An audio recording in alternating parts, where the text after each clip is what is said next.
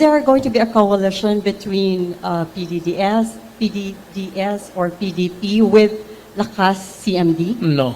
No? No, I cannot. Because nandyan si Marcos. Hindi ako believe na he's really a weak leader. Kaya ako sabi, totoo yan, hindi ako naninira ng tao. Talagang weak. Kasi spoiled child, only son. Of course, he can talk. He delivers English articulate. Pero ang aral kasi kung saan-saan sa labas.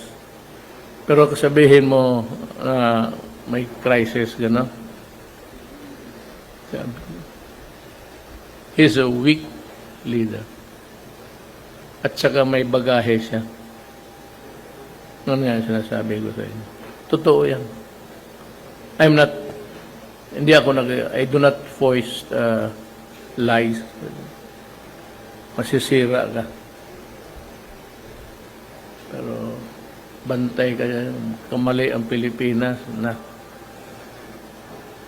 I'm not saying mas maghusay ako.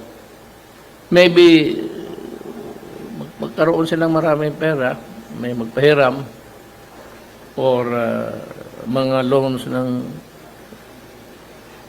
pwede yan sila. Pero kung sabihin mo yung governance, papuntang may gulo doon sa hulo, walang pumupunta doon.